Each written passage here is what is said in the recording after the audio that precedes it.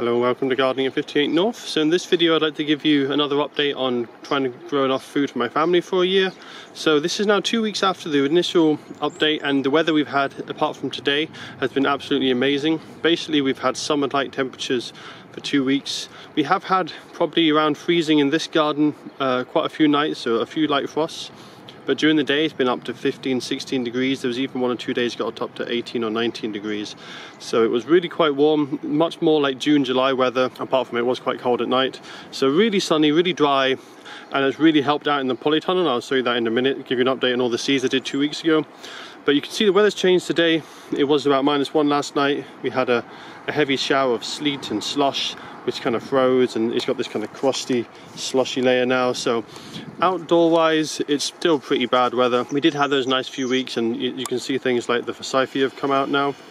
And actually, I'll show you some of the vegetables that we've got out have already started to come up. So we've got the onions here. These have grown quite a bit in the last 2 weeks. You can see they're growing up quite nicely. We'll need to mulch these at some point to keep down the weeds and also to help improve the soil. Over here we have the garlic bed. So we've got a few nice rows of garlic starting to come up as well, but they were already growing because you tend to plant garlic in autumn and it grows over winter. And then there's more onions planted in this patch as well, but they've only just been planted, so they're probably just getting the roots down, but they haven't got the leaves up yet. So that's all that's really happening outside. There's a little bit of purple sprouting broccoli as well, which I can show you. But mostly at this time of year, although we had some really nice weather that was very unusual, normally in March and April it's so cold we don't really do a whole lot outside in the garden because it's really just not the right weather, so we tend to do everything in the polytunnel in the greenhouse. So coming around here you can see we've actually been harvesting loads of this, so it's not a lot to show at the moment. You can see all these cut stems where we've been harvesting loads of purple sprouting broccoli, but you can see loads of new sprouts coming up, so there's going to be a lot to harvest in a few weeks time once the weather warms up again. And this one as well has been doing well. It did have a little bit of white blister on some of the shoots. That seems to have cleared up now, so you can still see a little bit of damage on some of them, but they're looking much better now. Lots of purple sprouting broccoli coming through there, so that'll be a good crop later on. But I'll go across now, stay out of the snow showers, and I'll show you what's happening in the polytunnel. So things are happening much quicker in here. We had a lot of sunshine, so that sunshine was getting this polytunnel up to about 30 degrees, which for March is quite exceptional here in Scotland. So it was really nice and warm, a bit cold at night, but it kept it above freezing even though we had frost outside, with the circulating air system that we've got pumping air through the soil. And then coming out from here, basically it stores the warmth in the day and it lets it out at night. So that got up to about 12 degrees. The ground at the moment is still about 10 degrees from that heating process that we had throughout all that warm weather. So the ground's nice and warm, the plants will keep growing. As long as we get a little bit of sunshine, even on a cold day like this, get up to about 12-15 degrees Celsius in here in the polytunnel, and that's just enough to get the cold crops growing. So I'll give you a quick tour of everything that's growing now and everything that I sowed 2 weeks ago, and then I'll probably be potting up loads of seedlings for the rest of the video because some of them are at the stage now where they're ready to be potted up into individual plant pots. So I'll pan around to the left here. This is basically all ornamentals in this section here. I've got various different sunflowers. These are ones that I've been breeding myself. These aren't really for eating, these are just ornamentals. So I've got one that's a giant orange one, which I think is this one here. I've also got one which has got like really pale yellow, almost white flowers, and I've got a giant yellow one as well. So there's a few nice different varieties. The Honesty here, which I actually already separated out some, has grown amazingly. This was really old seeds, so I just put loads in and they've all germinated, pretty much 100% germination rate, so got far too much of that now. I need to find what to do with all that. We've got some sweet peas as well. They've suffered a little bit, but they are starting to come up now. And then panning over here, this is all the vegetables. This is what I sowed out in the last video. And we've had a bit of hit and miss with the germination, probably partly due to the fluctuating temperatures, but I think mainly the seeds. They're very old seeds, some of these, and so some of them just aren't germinating by the looks of things. Now, 2 weeks, I would normally wait more than 2 weeks, probably a month, until I say the seeds aren't going to germinate. But we've had such warm temperatures in here that they really should have germinated even within 2 weeks. So these are the leeks from previously, they've just got larger. The leeks I sowed out recently, they're just starting to germinate and come up quite nicely. And when it comes to brassicas, we've got the green kohlrabi, the Calabrese broccoli and the purple kohlrabi there. They've all germinated fantastically. We've had only a tiny bit of germination from the cauliflower, a bit from the tree spinnies, but you can see one came up straight away and it's got that purple colour already starting to form on the first true leaf. and all the little other seedlings have just come up in the last few days, so there's going to be plenty of them, and they're such big plants we don't need a lot of them. Now the purple sprouting broccoli, that's a no-go, don't know what's happening there. Same with the red cabbage, nothing has happened with that, which is a bit of a shame. Brussels sprouts, same again, there's been no germination. So what I'll do is I'll wait a week or two, if nothing comes up then I'll sow another batch. We'll just be a little bit later in the season, but it's not the end of the world, we'll still get a decent harvest. Over here we've got some golden cabbage, for some reason there's only one of them has grown. And then a little bit of Tuscany kale, that germination rate's not too bad.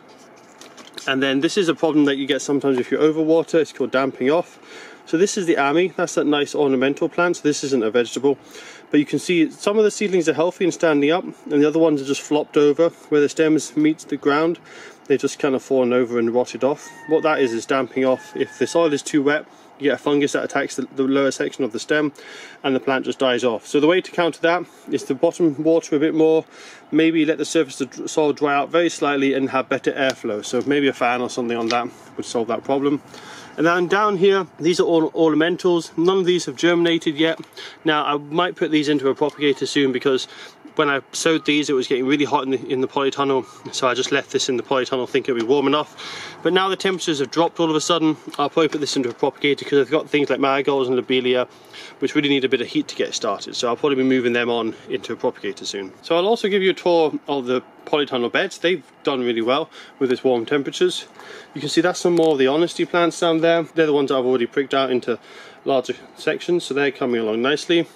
We've also got loads of growth on the strawberries, lots of lovely healthy new growth, and you can actually see the first lot of flowers are starting to come up there. So these will be flowering within a few weeks, depending on how sunny it is and how warm the weather is going to be over the next few weeks. And we should get a harvest maybe in May or June, which will be quite nice. And then if we have any outdoors, it's probably more like July time we'll get a harvest from them. The same on the other side, there's lots of them starting to grow up, although on this side I feel like we do need to transplant a lot of the ones from there over to the left hand side to make space for when that banana comes up, and if you want to plant any other crops kind of closer to there. We tend to try and keep the strawberries up at this end. And this bed last week when I showed you had very small seedlings coming up, but you can see they're growing fantastic with that strong light levels that we've been having. So this is the lettuce bed. This is just going to be used as cut and come again lettuce. We haven't harvested any yet, but it's now at the perfect stage for harvesting. So what we'll do is we'll start harvesting now, just little and often, and this should last us for several weeks until the temperatures get too hot in here for lettuce. And there's also some radish. The radish will need to be harvested soon. That's getting nice and big and leafy. There's probably a little bit too much nitrogen in this soil for the radish, which is why we're getting such big leaves and not a huge amount of stem growing yet. But we want the high nitrogen levels to help the lettuce grow fast and get loads of leafy growth. Coming along, this is nearly all radish. Unfortunately, there hasn't really been any more germination, so there's supposed to be rocket in here. I can't see any evidence of rocket coming up, so I think I'll probably have to weed this and resow it, or just wait until later in the year to then put in the tropicals. And the same with this bed. The perpetual spinach hasn't really come up at all. I think there's two plants, one of them is there, but it's pretty much just radish. So we'll just let the radish grow. You can see some of them you can already harvest, they're already just about harvestable size. So we'll be harvesting these soon, and then we'll probably replant that, maybe with more radish, or if it's too late in the year we'll then go on to tropicals. Coming along, we've got quite a good growth on the Japanese or Chinese cabbage. I think it's called Komatsuna. Unfortunately the permanent marker I use at my house to write this isn't fully UV resistant, so it is fading. But this is doing well. That'll be ready for planting out probably in another week or two. And then this is the bed that I sowed just 2 weeks ago in that last video, and this is doing really well. So there's a lot of weeds that I need to deal with, so part of today's video I'll probably be weeding out some of these beds, keeping down some of the weeds to let the other plants grow through. But down this end we've got loads of radish and loads of turnips. So I think the slightly furrier leaf ones are probably the turnips there. The radishes are the ones that are kind of more like that red stem, like you can see here, the red stem. So if they've got the green stem, this is more likely the turnips. So this section's doing pretty well. The turnips and radish go right along to and about here. And then this section I've done rows of beetroot, and I can see that they are coming up. It's a bit hard to see. Beetroot grows a lot slower than the radish, which is why we have the radish mixed in with them. So we get a crop of radish, and then once the radish is finished, the beetroot are getting to a decent size. So you can see here, there's a few coming up, a few more down there. I probably could have been a bit more careful with getting an even distribution, but you can see there's quite a few coming up. And sections like that down there, what I might do this this video is separate them and spread them along the line so we've got better distribution. So there's quite a lot of beetroot in there, even though it doesn't look like it. Later in the season you'll definitely see them coming up. And then down the end here we've got the small section with spring onions and a few radish. The spring onions are coming up quite nicely now. Again, the slow growing plants, they don't look like much at all when they first come up. This is basically what a spring onion looks like. Just looks like some grass with little black seed on the top. You can see there's lots of them starting to come up now. This area's got quite a few. So this should be a nice crop of spring onions later in the year once they get established, but spring onions just take a little bit longer to get going. They're very small seeds, they're small seedlings to start with. It takes them a while to really get to a decent size. And then in the middle here, I'm really quite surprised. It's only been 2 weeks, but these beans and peas have really exploded into growth. In fact, they've grown so much, I'm getting a bit worried that if I don't plant them out soon, they're going to get too congested and I'll start to suffer. Especially the peas, once they get the tendrils formed, they tend to twine together. It becomes very hard to separate them. So I might cut off a few of the tendrils just to stop them getting too tangled for now, but I'll definitely need to plant the peas out very soon. And the same with the broad beans, they've grown really nicely. If the weather wasn't quite as nasty as it is now, I'd probably put them outside just to slow down the growth and start hardening them off so they're ready for planting outside in the soil.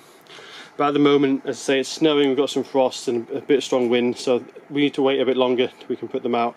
But I'll definitely be hardening these off soon, and I need to try and reduce the growth on these if I can by finding a cooler location in the polytunnel, because these are really starting to grow well, so I need to get these put out pretty soon. So I think that's about it for the vegetable section anyway, of the polytunnel.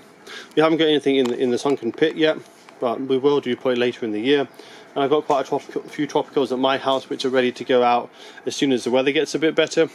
So what I'm going to do now is I'm going to start separating out the small seeds in the pots and get ready for putting them into larger trays. So I'm now going to go ahead and separate out some of my plants into some new larger pots to give them the space they need to grow.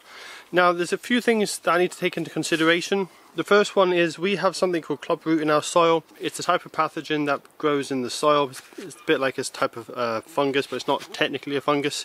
And what it does is it infects the roots of brassicas. It causes them to have a lot of swelling, and basically the roots become deformed, almost like tubers, and they can't absorb all the nutrients and water that they need, so the plants become extremely stunted. So the way that we can overcome that in our garden is we can do a couple of things. One thing is to grow varieties that are a bit more resistant to clubroot. That certainly helps. But one way that we find that we can do it even without using resistant varieties is if you get the plant well established at the beginning. So what you want to do is get your plants to a half decent size before you put them in the ground, and make sure that your compost that you use is shop bought compost and not your own soil, because if this was our compost or our own soil, there'd probably be clubroot pathogen in there and it would infect them from a young age. And if they're infected from a young age, they really struggle and they'll pretty much just die or barely yield anything at all. So we're just going to use some shop bought compost here to make sure they can get to a decent size and it's sterilized, so I don't have to worry about clubroot. And then when it goes into the garden, as I say, they're established plants. If they start getting a bit of clubroot later on in the season, it's not the end of the world. But we also do things like crop rotation and addition of lime as well to make the soil less acidic, and that also helps with clubroot. So what I'm going to be doing here is potting up my kohlrabi. Now normally I keep the plants separated so I know which is which, but with kohlrabi we've got a purple one and a green one. They're both going to be grown in exactly the same way in the same place, so I can put them all in the same tray. And also with green and purple, they're so obvious which is which, especially later on. At the moment it's not as obvious. You can see in the stems in this one it's slightly more reddy purple and this one's green, but later on even the leaves go completely purple, so it's easy to tell which is which. So I will be potting them up into the same mix of compost.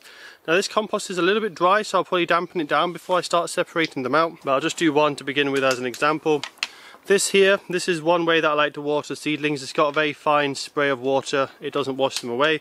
All it is a water bottle which is quite flexible, so you can kind of squeeze it and push the water out. And all I've done is made a few pinholes in the top of the lid where the water can come out of, and it just makes this really nice fine spray and allows me to do fine watering on young seedlings without washing them out. So that's quite a good thing to use. I mentioned it in the previous video, but I didn't actually show you it in action, but that's basically it. And depending on how many holes you have in it and how big the holes are, it basically depends how fast the water comes out and how fine it comes out. The smaller the hole, the finer the jet of water or the spray, and the more holes you have, the faster it comes out. So you can just kind of make your own customized ones quite easily doing that. So I'm now going to separate these plants. I have to be very careful. What I basically do is I set them up, not on top like this, but I'm just doing it for the demonstration so it's easy to show on the camera. and put them on a stable surface. I then want to get the seed leaf and just pull it slightly to the side so I can see what I'm doing. Now it's important to hold it by the seed leaf if you can. The reason being, if you damage the leaf by squeezing it too hard, the plant will be fine, it will keep growing. It will get slightly weakened, but it's not the end of the world for the plant. But if you were to damage the main stem or even snap it or crush it badly, then the whole plant will die. So it's best to handle the young plants by the seed leaves if you can. And I've just used a little dibber. You can use a pencil or a stick or whatever really that's handy. This just came free with some gardening materials a few years ago, and I just go underneath, probably a centimetre or so away from the plant, so about there, right down almost to the bottom of the compost in the pot, and then just carefully lever it up using the dibber, and very gently pull up using the leaf as well, and I can just carefully pull it up like that. So you could get an individual plant out like this, but I've actually got two, so I'm just going to take the two out, carefully lay them out and show you how to divide two. So again, you just want to be really careful. Everything at this stage is really delicate. What you want to do is just carefully, if you can, sometimes you can just pull the two apart very gently like this and they come apart. These ones are actually doing it, as you can see, which is nice. If they don't and you feel like they're going to snap, just gently push on the compost and break away a bit of the compost until eventually you feel that they are going to come away. So you can see there, they're just going to tease apart quite nicely. Now once you've got your plants separated, it's very important you don't do this on a very hot sunny day because the roots can dry out very quickly, so you want to make sure that they don't dry out. Another thing is you want to try and keep this soil that's on the roots. The soil is actually held to the roots with some very fine root hairs, and if the soil is stripped off from the roots, they'll lose the root hairs. The root hairs is where it gets all its nutrients and water from. The main roots are more for stability and transport of the nutrition and water once it's in the root system, but the root hairs themselves actually do the transport. They're very small, so it's important that you carefully take them out without taking off any of the soil. And then what you want to do is make a bit of a hole in the soil, or the pot where you're going to be putting them, a decent depth as well. And with most seedlings, you kind of have like a seed stem, which is a bit different to like your normal stem. So what you often get with a lot of these plants, with most seedlings, is you'll get the first two leaves, and you can bury them up to the first two leaves, and this stem is kind of a cross between a root and a stem, and this will actually grow new side roots on most plants. It depends on the plant. Some plants don't do it as much as others. Brassicas such as this don't do it a huge amount, but certainly sunflowers and especially tomatoes root really well along these stems, so you can bury them a little bit deeper. This also helps if your plants are a bit leggy, because it makes them a bit stockier. It solves that problem quite a bit. So I will be burying these a little bit deeper just to keep them a bit stocky, stop them getting too leggy, and it just makes sure they're nicely secured. So I'm just going to very carefully pick it up by that one leaf again, and sometimes when you just try and put it in the hole, it tends to kind of get stuck on the side, so sometimes it helps if you guide it in with a bit of the dibber. I'm just going to put it in there and then just gently firm up. I don't want to push down hard because I don't want to break any of the roots or the stem. Everything's really delicate at this stage, and just pot them up like that. So I'll do the same again for this one at the back. I'll just make a hole with a dibber, very carefully lower this in. If you can, don't bend the stem or scrunch up the roots too much. You want to have the roots spread out the whole hole, and then just gently tamp it down. And then what I'll be doing is I'll be giving these a really good soak of water once you're in the soil, and I'll be putting the label on as well so that I know what plants I've got in this tray. So I'm just going to go ahead now and plant up this whole tray, and then I'll continue on with several other plants. Where possible, I like to use big trays like this. It's just a lot easier for watering, moving the plants, and there's a lot less labelling involved. If you have lots of small individual pots or trays, then you have to individually label every single one. If you've got a big tray like this, it just makes the whole management of the plants a lot easier and just speeds up looking after them. So I'll be going ahead. I don't have a huge amount of these trays, so a lot of them will have to be 9cm pots. But even with individual 9cm pots, I'll put them on a carrying tray so I can have just a whole lot labelled up and they're easily transported around the polytunnel. So if you're wondering what the noise was whilst I was doing that video, you can see it is actually snowing at the moment. Just a gentle snow shower, but the weather is pretty cold at the moment. I'm actually in a t-shirt in the polytunnel because it was sunny a minute ago, although now the sun's gone, it will rapidly drop down. But yeah, it certainly is cold today, and in Scotland we can easily have snow right into April, even early June. I've seen snow in Edinburgh, and that's a lot further south than here, right at the end of April, and that was an inch or two. It even stopped me gardening when I was down there. So you can certainly get bad weather almost any time in spring, even into early summer. I thought I'd just give you a quick example of how good the Polytunnel is at holding some heat. So if you look here, it's about 20 degrees or around 64 degrees Fahrenheit. It was a bit warmer when the sun was out about 5 minutes ago, but outside at the moment it's about 2 or 3 degrees, so quite close to freezing, and it's heavy snow and sleet. You can see it coming down now, and just starting to settle on the grass there. So you can see lots of snow starting to fall down. So as I say, the weather can be quite temperamental outside, windy, cold, snowing. If there's a bit of sunshine, it can be as warm as 20 degrees inside. So even though it's so cold and snowy outdoors, we can probably have about a 20 degree temperature difference between inside and out. And if this is a quick shower that only lasts 5 minutes, 10 minutes, then we should still have quite a bit of warmth in the Polytunnel. It should hold it for about 20 minutes or so. If this cloud lasts for an hour or so, then it will go down to about 5 degrees here in the Polytunnel.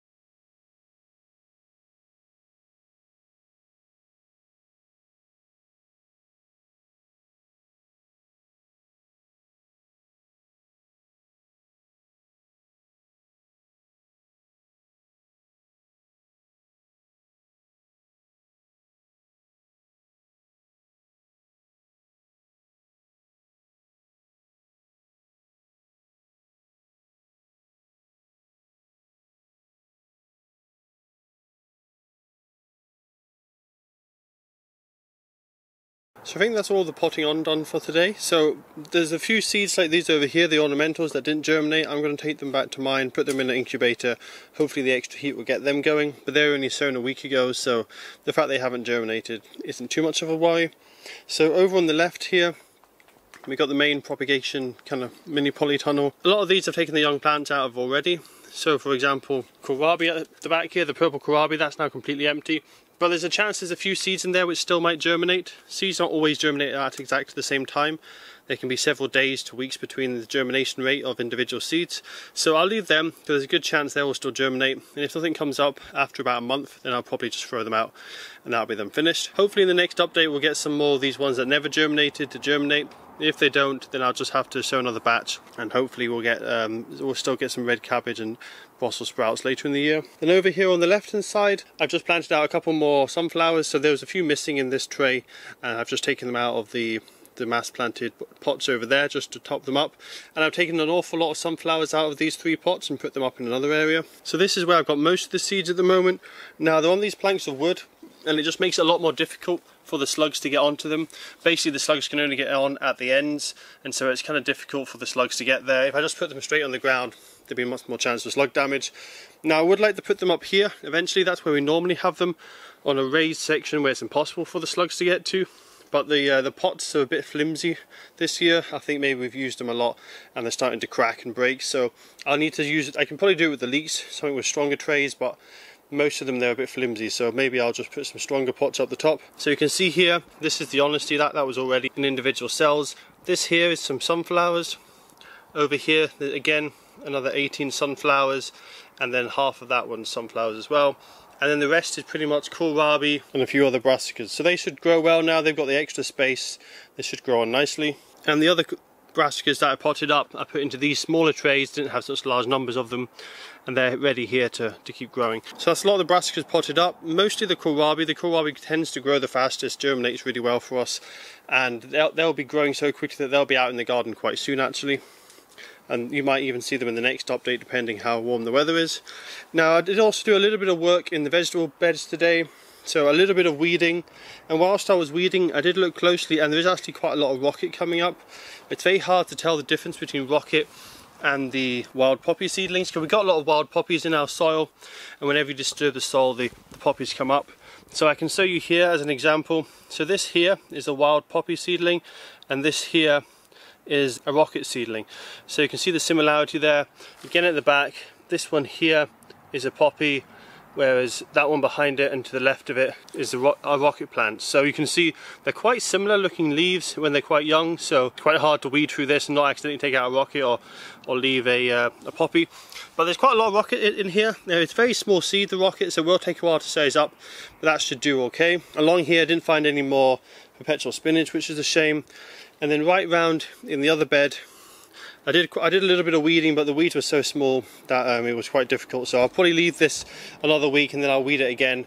I did get quite a bit out, but as I say, when the weeds are so small, it takes so long, you might as well just wait for them to grow a little bit taller and then weed again. So I think that's about it for this video. I'll probably give you guys an update in a few weeks time once things have come on a bit more in the polytunnel. It really depends on what the weather's like. It's so cold at the moment, things might slow down again. And I'll show you a couple of other plants outside, how they're doing, just to give you a quick update. So we've got some rhubarb here. I've actually covered this in bloodfish and bone recently, which is why it's got that powder on it. These come up quite early. Hopefully the frost doesn't damage them, but this should show huge amounts of growth within the next update.